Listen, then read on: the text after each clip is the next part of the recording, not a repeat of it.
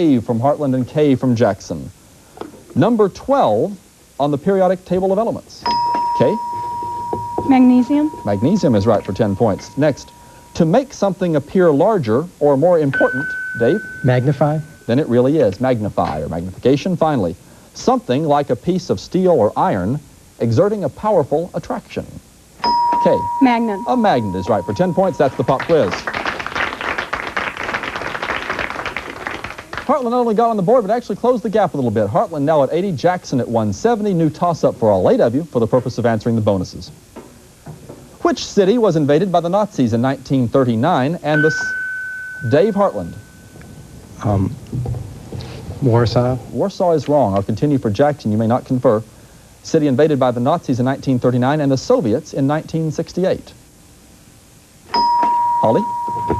Budapest? Not Budapest, Prague. Prague, the right answer. No points in the bonus. No points on the toss-up. New toss-up, all players. It was the first formally atheist nation to make peace with... Santino Jackson. Yeah, Soviet Socialist Republic. That's a wrong answer. I'll continue for Hartland.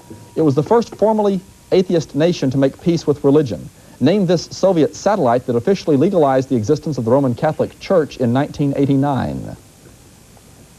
Nate Hartland. Poland. Poland is right for 10 points. And your bonus category, Hartland, is states and elements. And John, I'll take answers from you once you've conferred. I'll give you a 2-letter abbreviation. You tell me both the state the post office identifies with those 2 letters and the atomic element that scientists identify with the same 2 letters. It's a pretty strange category. Your first one is NE. Nebraska and neon. Yeah. Nebraska and neon. That's right for 10 points. Your next one, CA. No. Yes, it is.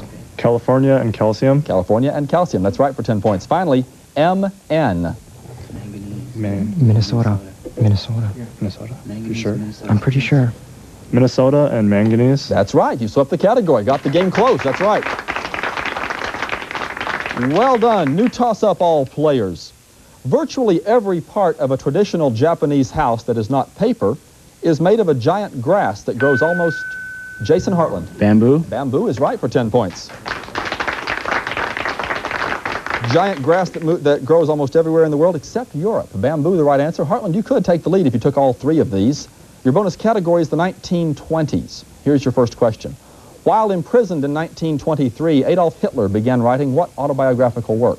Mein Kampf.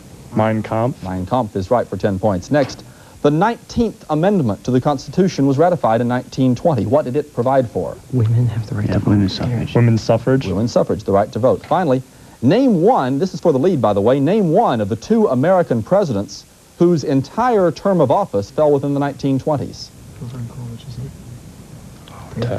Dave? No. Hoover. Yeah. Harding. Hoover. Definitely Harding. Hoover's a wrong answer. He fell later. Harding and Coolidge were the 2 right answers that fell completely within the 1920s.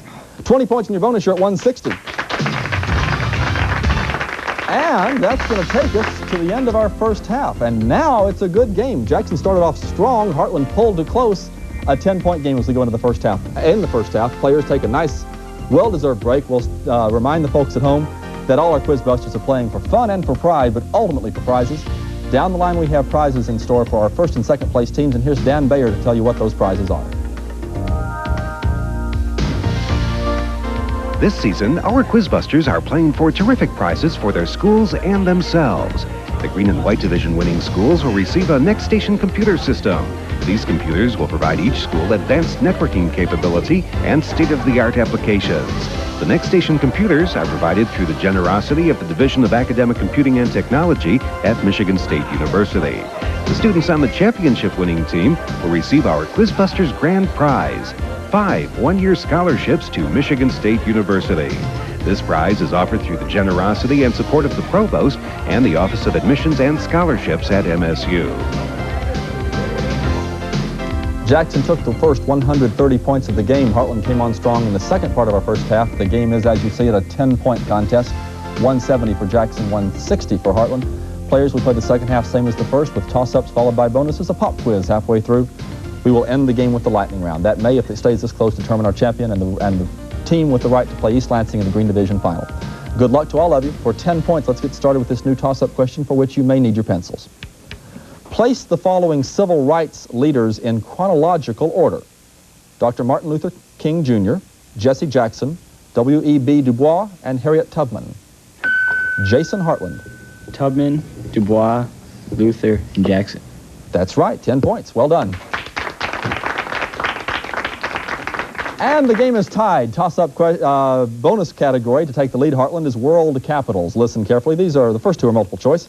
Of Cyprus, Luxembourg, Monaco, and Panama, which is the only one that has a capital city with a name different than the country itself? Cyprus. Cyprus. Cyprus. Cyprus. Nicosia is the capital of Cyprus. Next, of Cambodia, Ethiopia, Indonesia, and Malaysia, which has a capital with a one-word name?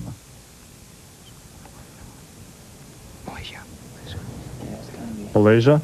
Malaysia's wrong. Kuala Lumpur is the capital of Malaysia, but Jakarta is the capital of Indonesia. Phnom Penh and Addis Ababa are the other capitals. 10 points gives you a 10-point lead. And we go to a new toss-up question for control. In December 1955, Martin Luther King Jr. led a boycott of what city's bus? John Hartland. Montgomery. Montgomery is right. Bus system of Montgomery, Alabama. 10 points. Literary Toms is your bonus category, Hartland. The Uncle Tom in Uncle Tom's Cabin was a passive slave who was eventually beaten to death by the cruel overseer Simon Legree. Who wrote Uncle Tom's Cabin? Harriet Beecher Stowe. Harriet Beecher Stowe. That's right, for 10 points. Next. Created in 1910, this inventive boy hero was the title character of a series of children's stories with science fiction undertones, published by Edward Stratemeyer, the same house that gave the world Nancy Drew and the Hardy Boys. The adventures have been updated often. There's even a recent revival. Name the boy hero.